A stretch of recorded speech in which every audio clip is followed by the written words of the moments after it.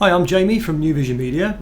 We've been in the video production business now for about 11 years, and over that sort of time you obviously pick up a few hints and tips and ways of doing things better. So I thought I'd take the opportunity to make a short video just to share with everyone my findings recently regarding sort of storage and archiving of projects. In the past we used to use a lot of external USB drives, mains powered. They're fine, but the bulkiness of them became a bit of an issue for us, because as we've done larger projects, more complex projects, the use of HD footage and 4K footage, basically we were just having drives. I mean, we've literally got a cupboard down here full of drives, and it was just getting ridiculous. So it was a case of trying to find a better way of doing things. We were looking at NAS drives and backup systems as well. So I just really want to share with you a little setup that we've got. It may not suit everyone's needs, but certainly for a small to medium-sized production company, this may well help people out there. We basically discovered some drive bays on the internet. I can show you here. We actually bought them from ebuyer.com. I'm sure you can get them from other places. And these have been really good for us. Basically, we fit them in the front of the computer, and it basically allows you to take a drive a bit like this one. This is a 2 terabyte Seagate Barracuda, and basically fit them in the front of your computer and be able to sort of swap them out as and when you require. So the drives are really easy to use. We've got 2 installed in this machine, and you simply open the door, slide the drive out, slide another one in, and close. Simple as that. There is a locking key if you need to, but we don't bother with that. The doors are a little bit flimsy, a little bit plasticky, but to be honest, the amount that we need to open them, it's really not a problem. So yeah, they're quite good. The idea behind these drives is that they're hot swappable, being as you can take the drive out when the computer is turned on and swap it for another one. Personally, for me, I'm not that happy with the idea of taking a drive out just in case it's trying to access for whatever reason at a particular moment. So for me, I prefer to turn the computer off, swap the drives over, and then basically fit the new drive in, switch it back on again. Our computers now are so fast, and we have solid state drives in them, that the reboot process is so short that for me that's just safer, and I'd prefer not to corrupt any files by taking a drive out at the wrong time. So these have been really good. It's allowed us to use them as a backup device. So here on our computers we have it set up that we have various project folders we're working on, but then we have an archive, 2 archive drives, and so as and when projects are completed on the main drives, we then just drag them across into the archive. Once this drive is then full, we can basically store these. They take up minimal space. We just keep them in a cupboard, and we have them there for a future if we need to bring a project back. What we've also found as well is traditionally we used to have the computer set up with drive D being like a projects folder, the next drive being video, and then another drive for scratch. And that was traditionally sort of the best way to set your computer up to improve access times, editing times, that sort of thing. To be honest, our computers now are so fast, and we largely edit with HD footage. So there's not really been the need to split projects up. And when you are looking at archiving, it is easier when everything's in one place. Otherwise you've got to drag everything together from different locations. So we now just put a project on one drive in one folder with all of its associated pieces, and it just makes it really easy then to drag it across to an archive. The beauty of that also is that if more than one person's working on a project, you've got the ability that you can take the drive out of the computer, put it into another computer, and somebody else can continue editing it. So that just makes life a lot easier, and it means that you don't have to go searching for missing files, rendered files and the like. It's just all in the same place. So that's been really good for us, and we've managed to back up projects and keep them all safe. So that was our sort of first evolution. It may not be anything new to people, but it's certainly helped us.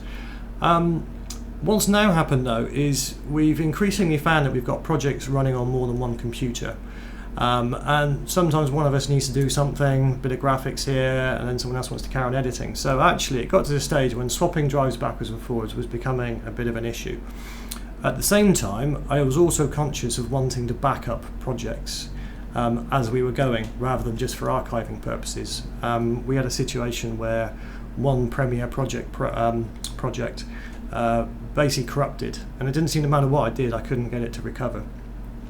So with that in mind, we felt the need to have some form of NAS storage device, some sort of backup facility to make sure that we always have projects backed up as we're working on them. So then we came across something which I hadn't seen before, and it's something called BitTorrent Sync. Now anyone who's ever downloaded torrents or used sort of BitTorrent type software, it works on exactly the same concept. But what it does is it allows you to synchronize between computers, a dedicated folder. Now this has been great for us, seriously. It's allowed us to set up projects on the computer, to synchronize it to another computer, which basically means we have two computers which are a complete mirror of each other. And if one person is finished doing their part, maybe like an offline edit, they can save, wait a couple of seconds, that project file is saved onto the other computer, and then I can simply open up and work on it. One thing we do as well as part of this backing up process and making sure things are safe is these days we tend to rename the project as we go on a daily basis. So when we start up in the morning, open the project, and we just put the date at the end of it. And that again is just another level of backing projects up. Again, I know a lot of people in the industry do it.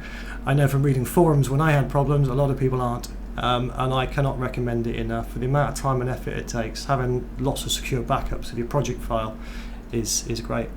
So I just thought I'd quickly show you how this BitTorrent Sync works. Assuming that you come to the website and you've downloaded it, you are then met with this kind of setup. Now what we've got on our computer is 3 drives. Basically we've got here are a series of individual drives, drive D, E and F, each of those for different projects, with multiple projects on each one. And on the other computers we have exactly the same folder structure. And within each of these folders we have set up a folder. In this case project 1 is on project 1 drive, project 2, etc. The reason being you can't synchronize the root directory of a drive, you can only synchronize a folder within that drive. So we just set it up as project 1. What you can then do is once you've set up a project and you add them in here, so for example I could create a new folder, maybe I could call it project 7, select that folder, so that's on my computer, and I can then share it with the other computers on the network. And to do that, simply select that they want read-write access, and then I'm just going to send them an email. So I can send this over to Jacob. When Jacob gets the link, it will open up in this window and it will start to give him access to that folder, and you will see that it starts to synchronize all the files contained within. So in the other way, as an example, Jacob has set a project up on his computer a moment ago and has sent me this email. I simply click on the link, you get an email like this. Say you've already got Synchronize installed. In this case, he's sending me a project called project 4, and I want to change where that goes. So I'm just going to stick it on this drive here. Select, connect, job done. So we'll now see that this folder that's on Jake's computer called project 4 will now begin to synchronize across onto mine. And if I go into that drive, there's project 4. And anything that I put in that folder, anything he puts in that folder will synchronize across between the two. So it's great. It saved us a huge amount of time, the ability to work on a project for somebody, do a few little edits, and for them then to have it back without having to go and use someone else's computer is really good. We've also, as a third means, we've actually got an extra computer set up in another room which is synchronized to the same folders as well. So the beauty of this is if one of these computers goes down, say a drive breaks, any sort of failure of that nature, we've got an absolute duplicate mirror on 2 other computers. So from that perspective, it works really well. Obviously this is not quite full backup in that if I was to then go and delete one of these folders and delete the contents, that equally would synchronize across onto the other computers. So if you go and start deleting things, that does make it hard to get them back, although within there is a feature to retrieve some recently deleted files, and that has also helped us recently as well. So there you go. I'm not sure if it will help a business of your size, but certainly if you're a small medium business, you've got several people working on several projects together, I think it's a pretty good system, and it works really well. So that's all for here.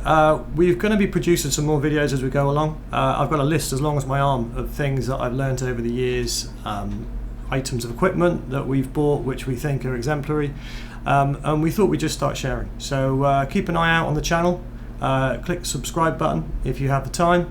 I'll pop back and we'll hopefully bring you some more interesting tips that might make your life a little bit easier, because I know they have with mine. Alright, all the best.